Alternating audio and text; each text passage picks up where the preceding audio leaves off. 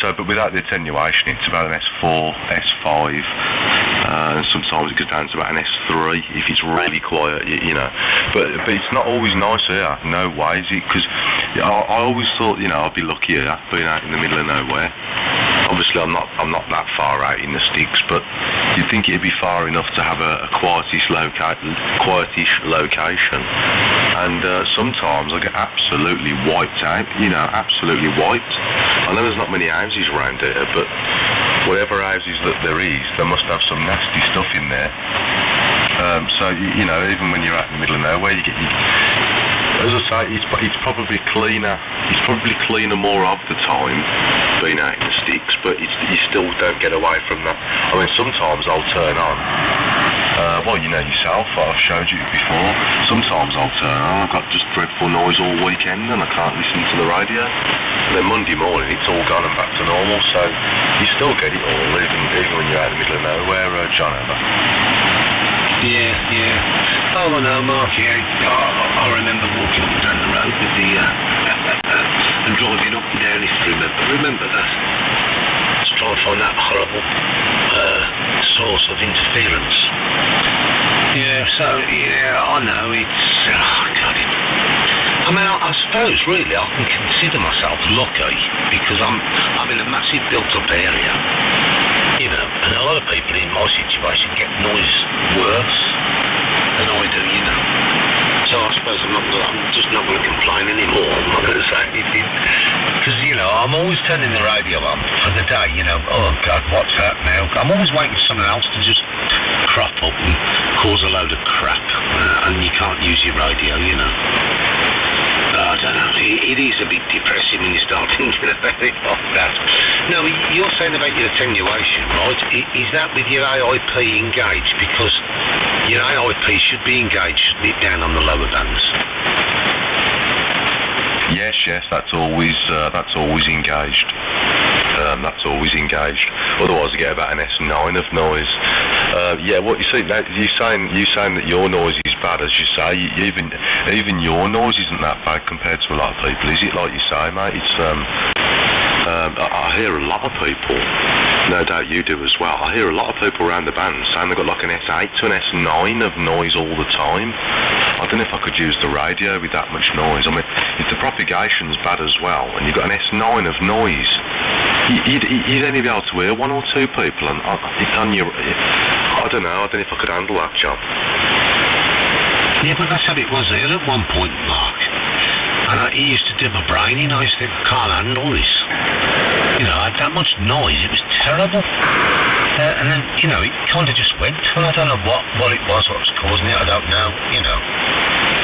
But that was for months and months, and I just battled through it, you know, as you do. But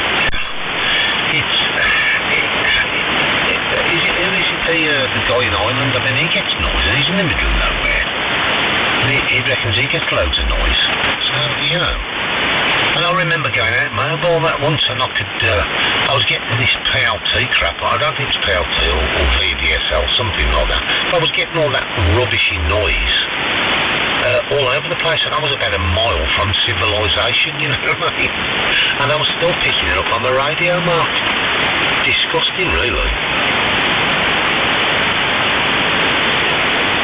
Well, that shows you how far it does radiate, because if you're in the middle of nowhere, if there is no houses around, then there is no PLT there, is there? So it just shows you that that's coming from the next area, you know, which if you say it's a mile or whatever away, that just shows that they're going to radiate, aren't they, a fair distance. And of course, all radiation is based on is propagation affected as well, isn't it? You know, I would imagine those noises will propagate, you know, differently, maybe even further away when the conditions are in favour. We don't really know that yet, do we? We haven't really had proper propagation since all this technology's come out, really. When did this technology come out, and where does that fall? It sort of come, sort of like 15 years ago or something like that, wasn't it? So that was in between two cycles. It was when we had no prop, but then the last cycle was crap as well. But really, since all these technologies come out, we haven't really had proper propagation, have we? So we don't know how that's going to affect things if we ever do get decent prop. What about if the propagation gets really good and we can't hear each other because all those little devices are going to propagate so well? We just don't know. Well, surely that's what's going to happen. I mean, if they're radiating, they're going to be propagated. You know, so it's going to be like a massive crap.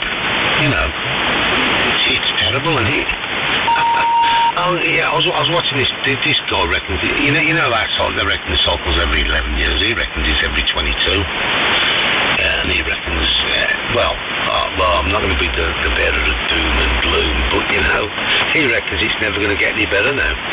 We've reached the peak, and it's just going to be worse and worse from now on. And he was on about like the fact that everything's RF driven now, you know, what Wi-Fi and all the rest of it. And, you know, he said it's terrible for radio because it's just a massive field of RF, absolutely everywhere. You can't get away from it. So that's even more depressing. But at least we're on now talking. Anyway, I'll put it back to you, Mark. Have a word with Tony, and I'll be back in a tick. Aye, lovely signal now, John, lovely. Yeah, it's very up and down, but I don't mind a bit of up and down. It's just been a while, so I'm good with that, mate. Yeah. We really don't know what's going to come of all this, do we? Yet, you know, the technology is becoming even more pollutive. So if we do get good props, does that mean all we're going to hear is all the pollution? I don't know. Or does that mean that the incoming amateur signals would drown out the local noise? I don't know. Because we haven't really faced that situation yet, have we? Not really. There hasn't really been any prop. There's not decent prop since these devices come out, really. So it's all interesting stuff, and it's all good, as you say. If it's so much radiating, what comes up must come down. You know, so it's so much radiating, it's got to be coming down somewhere, isn't it? And I don't know. But there we go, mate. Anyway, Mr. Tony, what have you been doing? A 2E0 LFA, Leinster's finest amateur, M0MSW. Yeah, okay. 2E0 LFA. Talk of the chair. Very good evening, gentlemen. Very, very good evening. You can probably hear the nasally effects of the cold. But there we go. Not much I can do about that. The man flu is still with me. It's most annoying. Can you hear that? Wow. Silence. There we go. Yeah, been doing nothing really, to be honest. I stayed away from the radio for a little while because I didn't want to fall asleep in the shack again. So I thought I knew one of you'd message me if things were looking good. So there we go. I picked up the phone and way to go. We got some propagation. I can hear both you and John. Not the best, but it's working. Who's to moan? It's actually working. What was I going to say as well now? According to the website I use, at the end of this thing, it's 3.425 just for now. So if that rises up slightly, we'll be in for an even better QSO, hopefully. So there we go. Back to you, Marky. Yeah, okay. Yeah, as you say, the band's not the best, but you are very strong at times. Just a bit of a JoJo band, as Paul says, up and down like a JoJo. So I think we can't be too fussy though at the moment, mate, really, can we? That's the short and curlies of it. I think we as long as we can hear each other, even the little bit we need to just use it, you know, because you might not get any prop for the next week. So I don't think we can afford to be too fussy about the prop at the moment, as long as we can make the contact. But lovely signal from you, Ted, anyway then. Beautiful signal, sounding wonderful. You got a little bit close to the microphone at first, got a little bit excited, I heard a bit of a rattle. But no, sounding wonderful, mate, sounding wonderful. Yeah, just getting comfy. I try to pay attention to the meters and whatnot, and sometimes I don't seem to get close enough because it hardly drives my mic pretty. But well, it works. What was I doing? Looking at something there. Okay. Yeah. I sounded a little odd. Sounds like I've no low end. Is that just me hearing that, Mark, here? No, sounds okay to me, matey. Sounds okay to me. You might be able to do it a little bit more, but I wouldn't touch it just yet because the band's in and out, isn't it? So it might just be that. But no, it sounds. I can hear all the lows there. I'm just not. It's maybe not quite as much as what you usually have, but it's all there, matey. That'll do then. That'll do. I'll just leave things alone and carry on communicating. Oh, wow. Why is that so loud? Yeah, there we go. Proper foggy here, real bad. I've just let the dog out now, actually, and really misty. Can't even see the hand in front of your face, but there we go. I'm just moving a minute. I'm just looking down, doing something.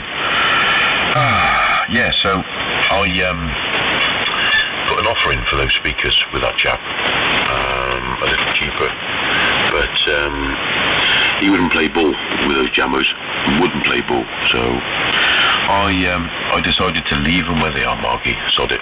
I'll continue to look for the Technics one we discussed, yeah.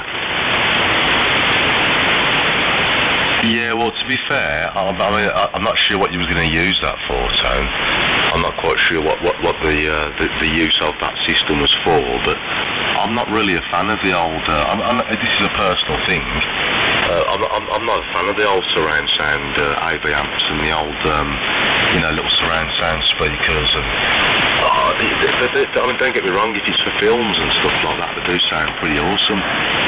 But if it's for music or radio or anything, they're a bit terrible, really. Because of that, I've never really been a fan. I even prefer to watch films in just good stereo.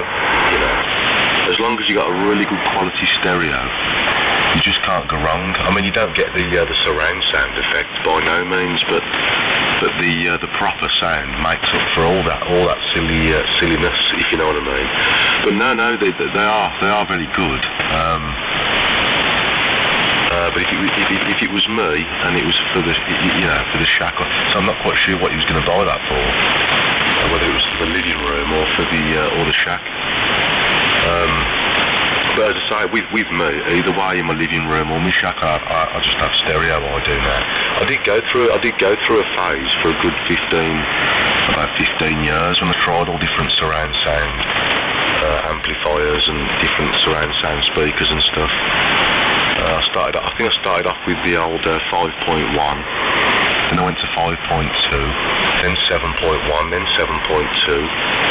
I did spend a few years messing around with the old surround sound and feeding it all with fibre optic connections, and I went completely digital surround sound and everything, and I've come back to old valves and two speakers again.